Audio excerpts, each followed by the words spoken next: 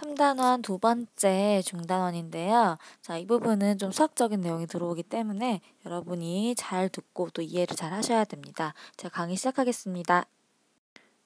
자, 여러분, 물이 수증기로 변합니다. 자, 보통 물의 표면에서 이렇게 물이 수증기로 되는 것을 증발이라고 하죠. 자, 끓음이랑은 조금 다르게 증발이라고 하는데, 그러면 수증기가 물로 변하는 것은 무엇이라고 할까요? 자, 우리가 보통 기체가 액체로 변하는 것은 액화라고 했었는데요. 특별히 수증기가 물로 변하는 것은 응결이라고 하겠습니다. 자, 아주 기본적인 거니까 증발이랑 응결의 단어는 알아두셔야 됩니다. 자, 물이 수증기로 변하는 것은 증발, 수증기가 물로 변하는 것은 응결이다.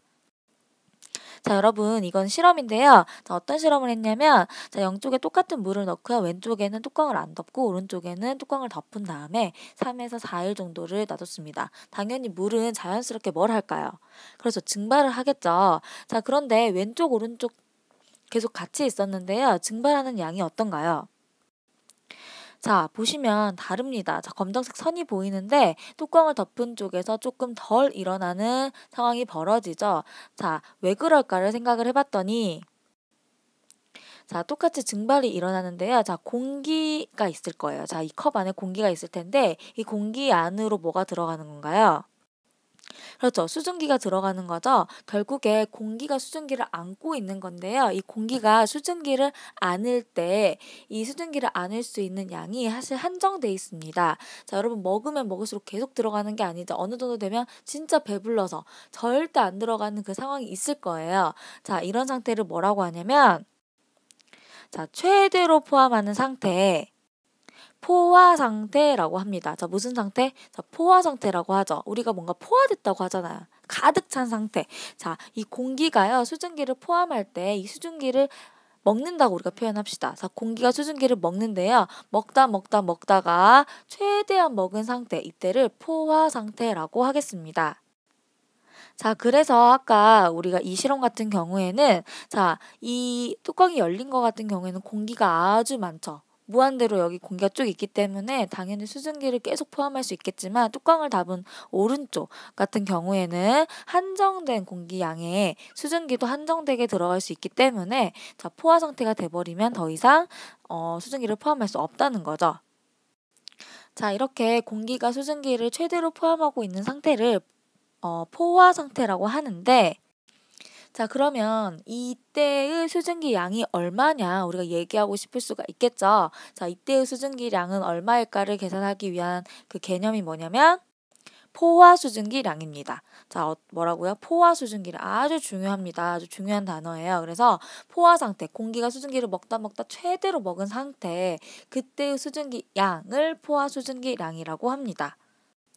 자, 그런데 포화 수증기량. 자, 어떤 애는 포화 수증기량이 많고 어떤 애는 포화 수증기량이 적다 이렇게 얘기하고 싶은데 자, 당연히 공기가 많을수록 포화 수증기량이 많아지는 것처럼 보이겠죠? 자, 그래서 얘한테 기준을 세웁니다. 우리가 항상 어떻게 기준 세웠죠? 그렇죠. 1로 기준을 항상 세웠었죠? 이 포화 수증기량은 공기 1kg 안에 들어있을 때 무조건입니다. 공기 1kg 안에 들어있는 그때의 수증기량을 포화 상태일 때의 수증기량을 포화 수증기량이라고 하겠습니다.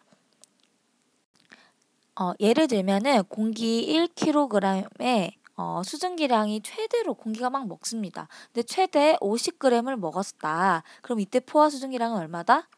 그렇다. 50g이다. 50g이다.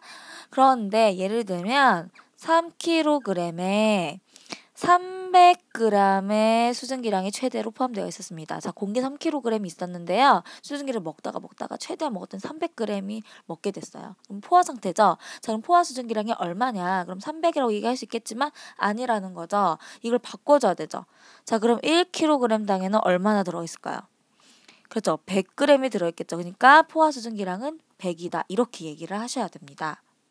포화 수증기량 곡선이 이렇게 생겼는데요. 자, 보시면은 기온이 이렇게 올라갈수록 점점 포화 수증기량이 올라가는 이런 곡선을 보이고 있죠.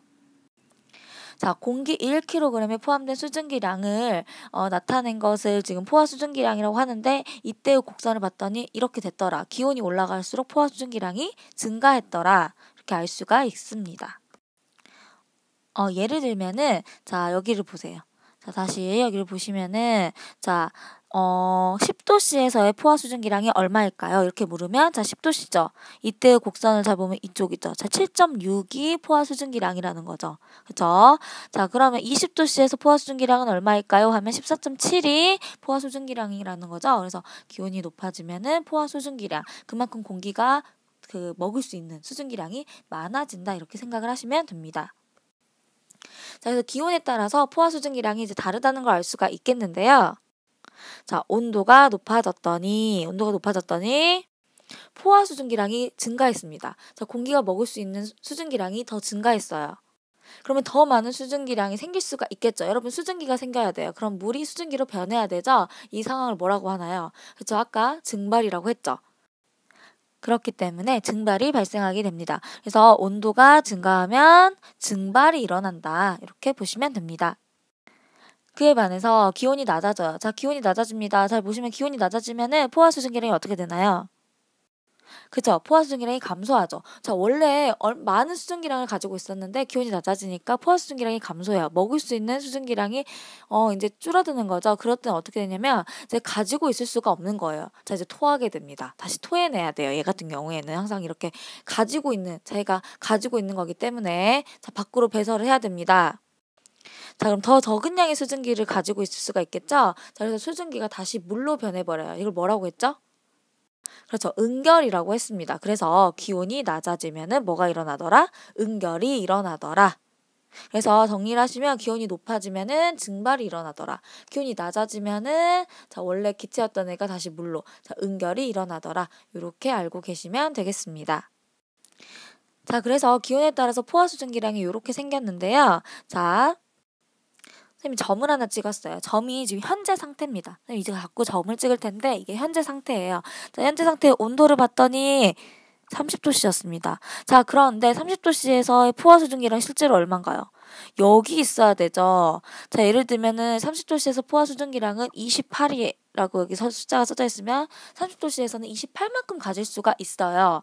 그런데 실제는 지금 초록색 점이죠. 지금은 얼마만큼밖에 없느냐? 지금은 이만큼밖에 없다는 거죠. 지금은 한 20밖에 없다는 거예요. 자, 그럼 지금 포화예요? 불포화예요? 불포화죠. 수증기가 28만큼 가질 수가 있는데 지금 20밖에 가지지 못한 상태입니다. 그쵸? 자, 그런데 우리는 이 수증기를 응결이 일어나게 하고 싶어요. 자, 응결이라는 거는 이 수증기가 물로 변한다는 거죠. 자, 물로 변하게 하고 싶습니다. 물로 변하려면은 딱 포화 상태, 아주 배부른 그 상태부터 물로 변할 수가 있는데 우리가 특별히 수증기를 막 넣어주지 않는 이상은 자, 이 자체로는 우리가 응결이 시작되는 온도를 찾아서 온도를 낮추는 게 더 편하다는 거죠. 자, 그래서 얘가 포화 상태인 온도를 찾았어요. 그랬더니 이렇게 여기라는 거죠. 여기라는 거죠. 자, 여기는 지금 20이죠. 20이 지금 포화 상태인데죠. 그럼 이때의 온도를 찾았더니 얼마인지 봤더니 22도 정도 됐다는 거죠. 자, 그 말은 22도씨, 원래는 30도씨였는데 22도씨에 돼서야만이 포화 상태가 되고 이때부터 뭐가 시작된다? 이때부터 응결이 시작될 수 있다는 거죠. 그래서 이 응결이 시작되는 이 온도 22도씨를 뭐라고 하냐면 응결이 시작되는 온도를 이제부터 이슬점이라고 하겠습니다. 자, 뭐라고 한다? 이슬점이라고 하겠다. 굉장히 중요합니다. 매우 중요해요. 자, 그래서 응결이 시작되는 온도를 이슬점이라고 하겠습니다. 자, 그래서 응결이 시작되는 온도를 뭐라고 한다? 자, 이슬점이라고 하는데 자, 여러분 예를 들면은 자, 여기서 포화 상태 찾아볼까요? 포화 상태. 자, 포화 상태는 그쵸. E 또 C가 포화 상태죠. 자, A는 포화인가요? 불포화인가요? 불포화죠. 자, A 지금 온도 몇이죠? 40도씨라는 말은 40도씨에서 지금 이만큼 40만큼은 포화 상태일 수 있는데 A는 지금 20밖에 수증기량이 없습니다. 그래서 불포화죠. B도 10밖에 없기 때문에 불포화예요. D도 불포화입니다. 자, 그러면 우리가 이슬점을 찾아야 되는데 응결이 시작되는 온도를 찾으면 돼요. 자, E는 이미 포화 상태죠. 그럼 이때 E의 이슬점은 그쵸? 그대로 40도씨라고 할 수 있습니다. 자, A의 이슬점 몇 도일까요? 자, A의 이슬점은 그쵸. 여기까지 온도를 내려가야겠죠. 그러면 이쯤이니까 한 28도 정도 되겠죠. 이해하시나요? 자, 그럼 B에 있을 점은 얼마일까요? 그쵸, B는 쭉 또 내려가야겠죠. 그럼 이 온도, 자, 몇 도일까요? 그쵸, 10도씨가 있을 점이라는 거죠. 그래서 있을 점은 온도를 얘기합니다. 자, 뭐가 시작되는? 은결이 시작되는 온도를 이야기한다고 하시면 되는데, 이 은결은 여러분이 포화 상태, 이 포화 상태, 그때의 수증기 양이 포화인 이때의 온도를 찾으시면 됩니다. 그래서 A랑 B를 비교하면, 자, A랑 B랑 누가 지금 수증기량을 더 많이 가지고 있나요? 현재는 지금 A가 더 많이 가지고 있죠. 그랬더니 A 이슬점 온도는 28도고 B는 10도씨였다. 이슬점 온도는, 자, 수증기량, 현재 가지고 있는 수증기량이 많을수록 이슬점 온도가 좀 높겠죠. 이슬점이. 왜냐면은 온도가, 그러니까 기온이 높아질수록 포화 수증기량이 더 커졌기 때문에 당연히 현재 가지고 있는 수증기량이 많을수록 이슬점 온도는 높다. 자, 기상청에 들어가서 현재 뭐 날짜, 그다음에 시간 이렇게 체크하면요. 이런 식으로 쫙 뭐가 많이 나와요. 쭉 많이 나오는데 잘 보시면 현재 기온 나오죠. 이슬점 온도 나오죠. 자, 현재 가지고 있는 그죠? 수증기의 양이 포화 상태로 되는 온도를 찾으면 되시고요. 불쾌지수 나오고요. 뭐 강수량 나오고요. 여기 뭐가 나오냐면 습도라는 게 나오는데 지금부터 습도에 대해서 간단히 배워보도록 하겠습니다. 자, 우리가 일상생활에서 습도가 높다, 낮다 이렇게 이야기를 많이 하는데, 자, 얼마나 습하고 건조하고 이 정도를 나타내는 게 습도라고 할 수 있는데, 자, 보시면은 단위가 뭔가요? 그렇죠, 퍼센트죠.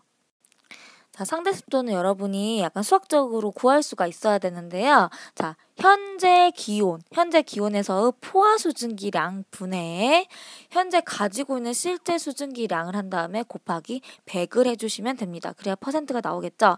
포화 수증기량 분의 실제 수증기량을 곱하기 100을 하면 상대 습도가 나온다. 자, 보통 습도 같은 경우에는 기온이나, 자, 그때 가지고 있는 수증기량에 따라서 이제 변하게 되는데, 자, 보통 이 표를 많이 쓰거든요. 여러분 수업 시간 하게 될 겁니다. 자, 잠깐 간단하게 얘기하면은, 자, 이슬점, 여긴 더 낮죠. 여기는 더 비오는 날 더 높게 되는데, 자, 이슬점이 높다는 말은, 자, 포화 수증기랑 이 곡선에서 이슬점이 높다는 말은 이 온도가 높다는 얘기예요. 어떤 수증기가 현재 가지고 있는 이 수증기 양에서 이 온도가 높다는 얘기거든요. 온도가 높단 말은, 그렇죠, 가질 수 있는 최대 지금 수증기량, 현재 가지고 있는 수증기량이 높다는 얘기입니다. 그래서 이슬점이 높다는 거는 현재 가지고 있는 수증기량이 높다는 거죠. 자, 예를 들면 A에 있을 점은 여기고 B에 있을 점은 여기예요. 그럼 현재 똑같아도 A 같은 경우에는 여기에 있고 B 같은 경우는 여기 있단 말이에요. 그래서 실제 수증기량이, 자, B가 더 많게 되죠. 그래서 현재 가지고 있는 수증기량이 많을수록 있을 점도 높게 나타난다. 이 정도 아시고요. 이걸 비교하는 거는 수업 시간 해보도록 하겠습니다. 자, 오늘의 핵심 내용은 포화 수증기량 곡선까지 알아두셔야 되고요. 그 그래프 해석하실 줄 아시면 되고요. 이슬점, 아까 포화 수증기량 곡선을 이용해서, 자, 이슬점을 구하고 또 이슬점을 가지고 또 현재 수증기량도 구할 줄 아셔야 됩니다. 그 다음에 상대 습도는 이것도 포화 수증기량이 연결돼 있죠. 그래서 이 세 가지 다 연결이 되어 있는데요. 이거는 그래프 해석이 많기 때문에 일단 개념이 잘 정립된 후에 여러 가지 문제를 풀어보도록 합시다. 오늘 여기까지입니다. 수고하셨습니다.